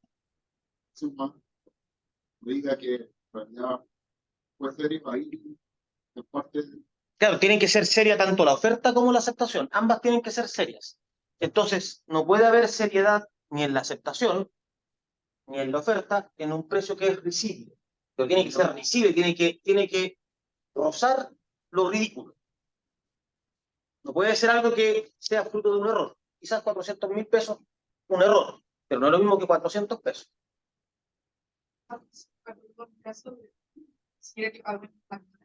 ¿Ya? Porque la chica pues vale el monte y nos pagó un millón doscientos. Y le aceptó una tarjeta trans para 1.200.000. Tenía, pero ultra gold. Sería Claro. Pero hay un poco distinto. Hay sucede, no sé si vieron este caso que salió de un trabajador que le depositaron 160 millones o algo así. Ciencia. ¿Cuál? 160, acá sería más o menos así. Uno pagó lo que no debía pagar, y eso es una institución del derecho que se llama el pago de lo no debido. ¿Ya? Entonces, cuando a ti te pagan lo que no te deben, tú tienes que repetir, devolver. Y este compadre lo que tiene que haber hecho es devolver. Sí, pero se echó al pollo y por eso tiene una demanda criminal. Sí, pues si era, no sé, creo que ganaba como el sueldo mínimo, ha sido 600 lucas, le pagaron 160 millones de pesos. Entonces es un pago indebido. De repente el banco a uno le transfiere, o eso sucede mucho en recursos humanos, ustedes que se van a dedicar a recursos humanos, ya que bueno que lo mencionen. Ustedes pueden que se dediquen también a tener contacto o incluso al área misma de recursos humanos, no sería raro. O que concentren ustedes el área de recursos humanos, marketing y finanzas, una empresa más chica. ¿Qué pasa cuando la contadora se equivoca y transfiere mal? Entonces lo que está haciendo la contadora es pagando lo que no debe pagar. Como se está pagando lo que no se debe pagar, tiene que restituir el trabajo. Si el trabajador no quiere restituir, renuncia a la empresa y bla, bla, bla, uno tiene todo el derecho de contactar a un abogado y que el abogado lo demanda a la persona por pago de lo no debido. Es el caso McDonald's. O sea, lo que costaba, ¿cuánto pagó? 1.200.000. 1.200.000 y valía 1.200.000. La hamburguesa que es. Entonces se le fueron los ceros, entonces pagó lo que no debía pagar. Y McDonald's tiene que restituir. No puede decir, no, pero te equivocas. ¿Ya? ¿Dudas respecto a esto? Si es entre terceros, por ejemplo, en el caso, yo siempre me he enfocado en el caso de una transferencia bancaria. ¿Ya? Si, por ejemplo, no sé, yo hago una transferencia bancaria y pongo un cero de más, otro cero más, la otra persona también está obligada a responderme Pero usted le quería pagar a él Claro. y me transfirió a mí porque se O sea, equivocó. le quería pagar, por ejemplo, a él y a él yo le deposito de más. Pero Pensé que me decía que a mí. Entonces, ¿cuál es el tercero? O sea, en el fondo es en el fondo entre privados. No, entendí, a ver, no. Yo le transfiero a Porque otra acá yo soy un tercero. El tercero es por definición una persona que es ajena. Entonces, si ustedes celebran un contrato de compraventa, ustedes no son terceros, ustedes son partes. El que es tercero soy yo, que no tengo nada que ver con ustedes.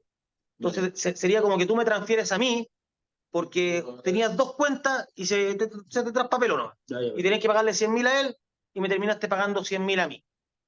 Entonces, que tú me pagues 100.000 pesos a mí no obsta a la obligación de pagarle los 100.000 pesos a él. Y tú no le puedes decir a él, oye, pero espérame a que Felipe me devuelva los 100.000 para que yo... Tú no puedes decir eso, porque hay un dicho en el derecho que dice que el que paga mal, paga dos veces. Entonces, si usted pagó mal, porque me pagó a mí, le pagado a él tiene todo el derecho a exigirle que usted le pague los 100.000. Dice, pero compadre, lo que te pasa a ti con Felipe es problema tuyo. Sí, tienes derecho a que Felipe te devuelva porque es un pago de lo no debido, pero eso no obsta a mi derecho de cobrarte los 100.000 pesos. Eso es como un pago a un tercero. Yo soy tercero, es ajeno a la relación entre ustedes dos. ¿Ya? Entonces, el concepto de acto jurídico es toda manifestación de la voluntad, toda manifestación de la voluntad en orden a crear, modificar o extinguir derechos y obligaciones. Y ese concepto, manifestación de la voluntad en orden a crear, modificar o extinguir derechos y obligaciones, y ese concepto engloba tanto a los actos jurídicos unilaterales como los actos bilaterales. Separemos ahora manifestación de la voluntad en orden a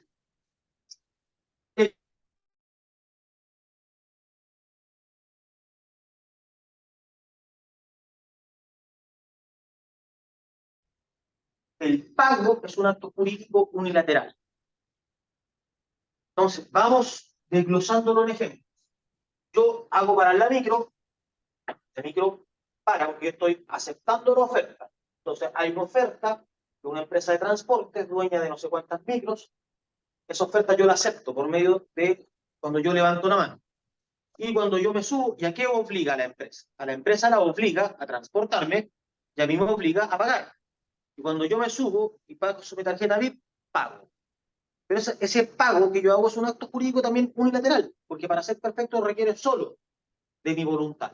Yo no le pregunto al chofer, oye, ¿puedo pagarle? Dice, lógico, paga. Pero yo pago sin que él sin la voluntad de él. Pero sí, para yo poder celebrar un contrato de transporte requiero de la voluntad de la otra persona. Entonces, actos jurídicos unilaterales los encontramos en la oferta, en la aceptación y en el pago.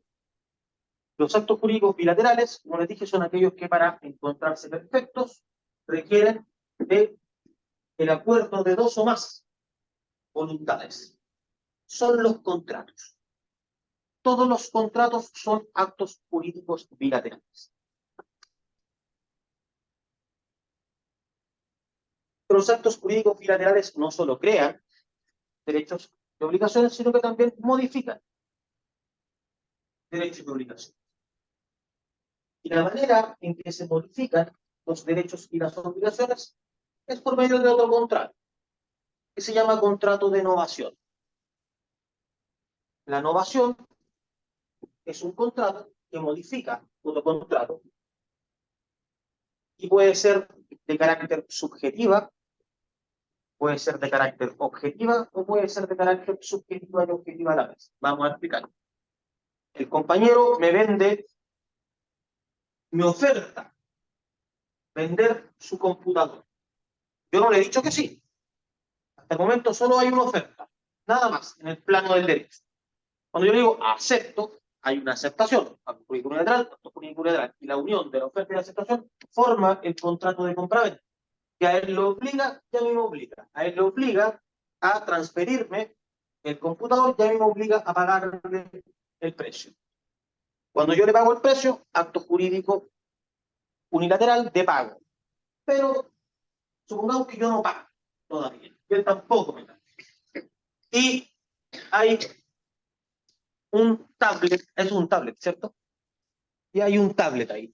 Después yo me dice, oh, ¿sabéis qué? En verdad, creo que podría ser mejor que compre el tablet, que requiere de mi voluntad. Entonces yo digo, ¿sabéis qué? Ok, el tablet, pero el tablet lo tiene ella. Entonces vamos a novar este contrato de compraventa original y vamos a poner a la compañera en lugar del compañero y vamos a poner al tablet en lugar del notebook. Entonces, la novación es objetiva por el objeto, el tablet en lugar del notebook, es subjetiva por cambio de sujetos, de la compañera por el compañero. ¿Y por qué les menciono esto? Porque esto es muy común en el plano comercial. Existan novaciones. Oye, pero cambiemos esto. Sí, podemos cambiarlo. Todo es sujeto de negociación. Pero requiere el acuerdo de las dos voluntades. Primigenio. Por ejemplo, un aval. Oye, pero yo quiero un aval. ¿Vale? Ok, un aval. Y de repente uno puede querer soltar ese aval y meter otro aval. Requiere el acuerdo del acreedor de la obligación para cambiar a un aval por el otro. Se está novando subjetivamente el contrato. ¿Sí? Entiendo que los actos jurídicos bilaterales contienen los unilaterales. Sí. Y hay Siempre, por definición, un acto jurídico bilateral es la unión de dos actos jurídicos unilaterales. ¿Y hay algún caso de un acto jurídico unilateral puro? Sí, pues, la oferta, Solo la oferta. la aceptación y el pago. Ah, ya. Pero igual está dentro de... El testamento. Ah. Yo voy a hacer un testamento, yo lo puedo cambiar cuando quiera y no necesito de la aceptación tuya para que el testamento, para que mi legado quede perfecto. Después, cuando yo fallezca, tú tienes el derecho de decir lo repudio o no lo repudio, lo acepto o no lo acepto. Pero el acto de testar es unilateral. Depende solo de la voluntad del testador, de nadie más. Profe, una consulta. Hoy un poco más tema de lo que es Dime, yo creo que- bilateral. ¿Ya? ¿Qué pasa en el caso, estoy especulando, uno vende, por ejemplo, yo estoy vendiendo un auto, ¿no? usted me lo compra, o Ya. entre comillas, usted manifiesta la intención de comprarlo. Ujú. Llegamos al acuerdo, vamos a notaría, usted me lo paga y yo no se lo transfiero. ¿Ya? ¿Qué ocurre en ese caso? O viceversa, yo se lo transfiero y usted no me lo paga. Perfecto. Los contratos son generadores de obligaciones que son recíprocas. Una parte es acreedora y deudora a la vez, siempre. Entonces, usted es acreedor de la obligación mía de pagarle el precio y es deudor de la obligación suya de transferirme el automóvil. Yo a la vez también soy acreedor y deudor. Soy deudor de la obligación de pagar el precio y soy acreedor de su obligación de transferirme el vehículo. Entonces, yo cumplo mi obligación y usted no la cumple. Entonces lo que hago es demandar. Y lo demando de ejecución forzada. Entonces, por eso uno tiene que ser inteligente. Esto no le va a servir quizás mucho en la vida empresarial, pero sí les puede servir mucho en la vida personal. Lo que se hace es ejecutar instrucciones notariales. Eso se hace para la compraventa de bienes raíces y también para la compraventa de automóviles. Entonces uno se problema. Oye, pero te vendo esta casa en no sé cuánto. Lo que pasa es que para que la venta de la casa pueda quedar perfecta, hay que inscribirla en el conservador de bienes raíces. Si no se inscribe en el conservador de bienes raíces, nunca va a ser perfecta la compraventa de una casa. Nunca. La compraventa no se produce cuando se firma la escritura pública de compraventa en el notario. Todavía no se transfiere el dominio. El dominio se transfiere cuando se lleva esa escritura al conservador de bienes raíces y el conservador le inscribe. Pero entre que pasa esto y pasa esto, puede quedar la crema. Puede aparecer un heredero nuevo, pueden pasar miles de cosas. Entonces lo que hace uno, mira, no me problema. Señor notario, le dejo las siguientes instrucciones. Vamos a celebrar esta compraventa y una vez que el vendedor exhiba que transfirió el inmueble a mi nombre, usted le libera los valevistas. De lo contrario, usted no está autorizado para liberar ningún valevista. Y al cabo de 60 días, si él no transfiere ese dominio, usted tiene que devolverme los valevistas. ¿Estás de acuerdo, vendedor? Estoy de acuerdo. Listo, así se hace. Entonces, el más motivado para poder lograr la inscripción es el vendedor. Entonces va a correr al conservador a inscribir para ir con la inscripción a liberar los valevistas. Entonces, si uno fuese inteligente, ¿qué es lo que hace la compraventa de automóvil? Vaya al registro civil, vaya a hacer esto, inscríbamelo en el registro civil a mi nombre. ¿Ya? Y cuando, señor notario, cuando llegue el vendedor con la inscripción en el registro civil a mi nombre, usted le libera los valevistas. Pero de lo contrario, no le libera ningún valevista, porque si no, me va a poner a mí en una encrucijada de tener que contratar a un abogado para levantarlo en un juicio de 5 o 10 años. Y en esos 5 o 10 años ya se echó el pollo. Sí. ¿Ya? Entonces, pero esos temas como de los fomes de los abogados, que es manejar las instrucciones notariales, el abogado tiene la función de saber hacer eso. ¿Ya? ¿Dudas? Señor. El hecho del préstamo de dinero. ¿Ya? Se llama comodato, es un contrato. Sí, es un contrato. Todos contratos, desde que ustedes se levantan a que ustedes se van a dormir, es contrato, todo. ¿Ya? Si yo le digo a la compañera, ¿me presta el lápiz? Lo que le estoy diciendo en rigor es, ¿celebremos un contrato de comodato o préstamo de uso? Y a mí ese profesor se lo presto. Ella es comodante, yo soy comodatario, pero estamos celebrando un contrato. ¿Ya? El préstamo libre es un comodato, en el cual el comodante es la universidad y usted es el comodatario. Todos contratos. Hay por ejemplo también que la aceptación puede ser. Por eso somos más necesarios los abogados. Usted siempre se va a enfrentar a su vida a dos personas, al médico y al abogado, a nadie más. Sí o sí. Y la aceptación puede ser. Exacto, entonces vamos a eso. Pero hasta antes de tocar eso, ¿estamos de acuerdo? O sea, ¿hay alguna duda respecto a todo lo que hemos hablado? ¿No? Listo. Ahora rematemos con la lectura. Entonces, vamos un poquito a una consideración general. El derecho siempre está al servicio de la sociedad. No existe derecho donde no hay sociedad. Y no existe sociedad sin derecho. El derecho es servir a las necesidades sociales. Lo cual significa que el derecho tiene que reformarse e interpretarse y aplicarse conforme a las realidades sociales. Y una de esas nuevas realidades sociales es la comunicación por WhatsApp. Y la comunicación por WhatsApp o por otra red social resulta que, como ustedes bien saben, contiene estos famosos emojis. ¿Qué es lo que es un emoji? Es una emoción. Eso. Entonces, dentro de esas emociones hay una carita que sale llorando, hay una carita que sale feliz, otra burlesca, varias. Pero hay una que es un dedo arriba, otra que es un dedo abajo. ¿Ya? Entonces la pregunta es, porque esto suele pasar, uno puede estar celebrando un contrato por WhatsApp. Oye, vamos a hacer esto, mira, y te mando, y ustedes se mandan archivos por WhatsApp, ¿no? Yo lo hago, pero comúnmente. En vez de mandar la cuestión ya por correo, como que lata. Porque en el correo tienen que ponerle asunto, y la cuestión, pero en verdad el WhatsApp está ahí calentito. Entonces, y aparte uno tiene el WhatsApp conectado en el computador, entonces, ¿no? WhatsApp web. Cuando llega, pa, y manda el archivo. Entonces, y el otro dice, ok, ¿qué significa eso, ok? Significa que, y esa es la discusión. ¿Quién puede explicar el texto por 5 décimas? Algo, Ya, sí. llegaban a hablar hasta incluso de la piedra Rosetta, por ejemplo, en Israel, y decía que la palabra, o sea, el signo del pulgar arriba significaba estoy de acuerdo. De tiempos del César, ¿se acuerdan de esta película? ¿Cómo se llamaba? Donde Russell Crowe, el gladiador, ¿no? Cuando es así, y hacía así o así. Eso era una expresión de aceptación. Entonces ya, siga, por favor. Bueno, igual dentro de lo que puede entender también el sol, bueno, para que se defiende, decía, pero le decía al juez, esto puede traer consecuencias terribles, porque ¿qué pasa con los otros emojis? O pueden haber, Claro que hay uno que es así. claro, ¿Y ese qué significa? Como Okay. Para mí esto es lo mismo que esto, ¿o no? Si imagínense a alguien le va a limpiar los vidrios del auto.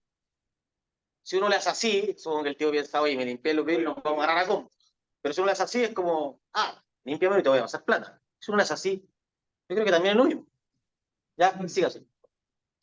no, bueno, que principalmente eso me quedó en la mente, que puede traer implicancias muy grandes para otros tipos de juicios, porque pueden tomar este caso como ejemplo y decir, oye, en este caso tanto se aplicó que ahora con el pulgar arriba significa acuerdo, estoy de acuerdo, y puede suceder en otro tipo de casos. Ahora, claro, como bien dice usted, la resolución al final dictaminó que, bueno, que las leyes tenían que estar acordes a lo que el avance de la sociedad y prácticamente es un tipo de contrato. O sea, Es un tipo, para nuestro lenguaje, es un acto jurídico unilateral de aceptación que está perfecto. Reúne los requisitos de seriedad, porque uno lo hace porque es serio, ¿no? O sea, distinto hubiese sido así como esto, pero ¿qué pasa si es esto sumado a una risa? Chuca, ¿qué es? Pero eso no entra dentro de la subjetividad. Porque igual uno mira, el lenguaje constituye realidad. Ahí le puso, ¿ah? Ya, pero No, pero sí es cierto, pero eso no es una opinión que todos la comparten, eso es periodo del romanticismo, que en la cultura y el lenguaje. románticamente hablando, No, pero si el romanticismo fue un movimiento cultural, pues. Nietzsche, ¿ya? sigue siendo. No sé, Pero un marxista materialista histórico no le diría eso, ¿ok? No le diría que el lenguaje es el que construye, sino que es la propiedad de los medios de producción. Ya, siga. pero entendiendo en esa situación, tú podrías tener un contexto dentro del mismo WhatsApp. Y el WhatsApp no manifiesta, o sea, puede manifestar una intención, pero no tiene emoción. Pero había otro elemento ahí en la sentencia. Habían elementos que había una recurrencia. Eran personas que solo ahora se estaban contactando. Eran personas que comúnmente, sí, señor. no con el pulgar arriba, pero sí con palabras, estoy de acuerdo. Después se hizo tan recurrente. Claro, no era como dos personas que estaban pololeando, se juntaban a carretear por WhatsApp y de repente un compadre mandó un contrato y el otro pulgar arriba. No, sino que se utilizaba recurrentemente. Pero ahí recurrimos al lenguaje, no al signo hacia arriba. ¿Qué dice la sentencia? Van a rememorar aparte de la historia de qué significaba el pulgar arriba, y de ahí fue. O sea, claro, pero al César lo que te dio y a Dios lo que te dio, pero Pero el emoticón no es lenguaje. O sea, si tú imagínate que tú estás tú estás joteando a una mina. tú estás tratando de manifestar. Estás joteando a una mujer. No quiero decir joteando. ¿Cómo se dice? ¿Estás qué? ¿Ah? Conquistando. Estás conquistando a una mujer. Y en vez de mandarle una carita triste, le manda esa cara sonrojante. ¿Qué va a pensar la mujer? Uy, este compadre se está pasando con la punta. Oh, qué bueno, me corresponde. Pero No es lo mismo. ahí está la No es interpretación. lo mismo como mandar un corazón azul que mandar ese corazón rosado como con hartas vibraciones. O el rojo que ya, También, ok. ¿cierto? Pero eso Y cuando una mujer te manda un corazón azul o amarillo, es como parece que no vuela. Parece que no vuela la cuestión. Estamos sonados. Acá nos fuimos a la friendzone, pero de inmediato. Depende de la interpretación de cada uno también. Pues, está sujeto a la interpretación. Y ahí es donde yo digo, o sea, el lenguaje constituye realidad. Pero es que esto es lenguaje o no es lenguaje. Si es lenguaje, porque si no fuese lenguaje, ¿qué es? Que por algo es un emoji. Lo Ujú. que refleja es una emoción. Claro. Entonces podría ser. ¿Cómo se expresa la emoción? A través del lenguaje. ¿Ya? Y el lenguaje, que es la palabra escrita. No. Porque eso va a depender de la interpretación de que. O incluso la palabra escrita ¿qué palabra escrita? Si fuese la palabra escrita, la que acepta la RAE, vale. ¿Qué vale? ¿Está ahí? Pero es que ella te trae al punto de que. No cacho. Que es un concepto. No cacho, imagínate, no cacho. ¿Qué es no cacho? ¿Me entiendes? ¿No? Entonces, ¿qué lenguaje escrito? Incluso aunque fuese el lenguaje escrito. ¿Qué lenguaje escrito es? ¿El lenguaje escrito comúnmente aceptado por la RAE? ¿O es incluso un lenguaje que no es aceptado por la RAE? Entonces, a eso es lo que voy. A lo que voy es que la aceptación y la oferta no es necesariamente un conjunto de reglas escritas que la perfección, sino que es de hecho, cuando uno estudia la voluntad en los actos jurídicos, uno de los máximos tratadistas en actos jurídicos, Avelino León Hurtado, dice que es una manifestación del alma. Eso es la voluntad en un acto jurídico. Entonces, yo tengo que poner un cartel que diga acepto, y ahí la micro para, o basta con hacer así. El colectivo, de hecho, o puede ser así, o puede ser así, y si yo lo hago así, él tiene que decir, me está diciendo, me está saludando, entonces no tengo que parar. ¿Te apuesto que si yo hago así en un paradero, me para la micro? Sí, no creo que el micro crea que me lo estoy saludando. Paran ahora, porque el paradero. Ya, claro, no sé si le hago un corazón, si me parará. Pero lo importante es que ambas partes participen de una cultura, porque en otra cultura donde, por ejemplo, no existen los emoticones, que pueden ser perfectamente, pero que ambas partes que participan de una cultura entiendan que una determinada expresión, sea escrita, sea por un emoticón, o sea por otra manera diversa, constituye una manifestación de la voluntad, entendiendo la voluntad como el alma, el espíritu libre. Por eso es que el emoticón acá podría, y esto no es una cuestión certera, solo le digo tengan cuidado, porque esto pasó allá en el sistema anglosajón y podría perfectamente llegar acá. Ahora, el sistema anglosajón, y con esto termino, el sistema anglosajón tiene, ya terminamos la clase, se supone, ¿cierto? ¿No? Claro, no, bien. Entonces, el sistema anglosajón tiene una particularidad que no la tiene nuestro sistema. ¿Qué es nuestro sistema? Nuestro sistema es el sistema nuestro, chileno, es el sistema que se denomina de tradición europea continental. Somos nosotros, los peruanos, los colombianos, argentinos, ecuatorianos, españoles, franceses, italianos, alemanes, somos tributarios de este derecho de raíz latina, de raíz romana, donde a lo que obligan las sentencias es precisamente a lo que dicen los cuerpos legales. Los cuerpos legales son los que obligan al juez, y el juez solo su decisión puede vincular a las partes que son de ese juicio. El juez es un súbdito del código. Y eso es así desde tiempos de la Revolución Francesa, porque Napoleón Bonaparte era una persona que desconfiaba mucho de la persona del juez. Y como desconfiaba mucho de la persona del juez, desarrolló un sistema legal que es codificado, donde el juez queda pero constreñido en su movilización. Y ese sistema es muy distinto al sistema que es el anglosajón. Inglaterra, Australia, Canadá, Estados Unidos. En el sistema anglosajón, el juez crea derecho. Y la sentencia de un juez puede obligar, y eso es lo que mencionó usted, puede obligar a otros jueces en el futuro. Por eso es que cuando ustedes ven una película gringa, el abogado dice, según el caso tanto contra tanto, esto es así. Y el juez, sí, en tanto contra tanto se decidió así, yo tengo que obedecer esta jurisprudencia. El juez es creador de derecho. Y los códigos son muy pocos, los cuerpos legales son muy pocos. Por eso es que el contrato estadounidense hace un contrato. Pero el contrato chileno, una hoja, suficiente, porque la ley suple todo el resto de la voluntad. Yo he tenido, por ejemplo, clientes chinos que yo le he constituido empresas así en un, no sé, 10 hojas. Me dice, tú soy un abogado de pacotilla. Digo, ¿por qué? Mira la empresa que tengo constituida en China. Sí, una empresa. Esa no existe en Chile. Es otro sistema legal. Porque en Chile y en todo el sistema de tradición europea continental, no europea de islas, por eso continental, es la ley quien suple el silencio de la voluntad de las partes. Entonces basta que se regule lo mínimo y el resto lo suple la ley. Por ejemplo, en el contrato de compraventa. En el contrato de compraventa hay elementos que son de decencia, que tienen que contener la cosa, compraventa civil, la cosa y el precio. Son lo mínimo para que haya una compraventa. Nada más. Pero la ley dice, en todo contrato de compraventa viene envuelta la obligación del vendedor de sanear cualquier vicio oculto y además sanear al comprador si es que llega un tercero y le arrebata la posesión de la cosa. Pero no es necesario que eso esté en el contrato. Eso ya lo dice la ley. Uno lo puede sacar a través de la voluntad. Puede eliminar eso que dice el legislador. Pero si uno no lo dice, es el legislador que lo suple. Bueno, eso no pasa en Estados Unidos.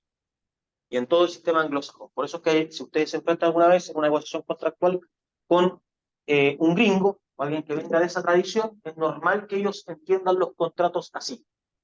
Pero no así en el sistema europeo. Eso era importante entender de esa. Y por eso es que fue tanta discusión allá, porque eso de seguro va a generar precedentes. Pero acá en Chile no. Acá en Chile obliga a ese emoticón solo a las partes del juicio. Y después en otro juicio diverso, bueno, ¿qué me interesa? Es lo que pasó entre ellos dos. De hecho, el mismo Código Civil lo dice. Las sentencias solo producen efecto respecto de las partes que están litigando. Nadie más. Pero eso no es el sistema estadounidense. ¿Ya? ¿Dudas? No. Listo. Quedamos hasta acá entonces. Recuerden que mañana de tarde.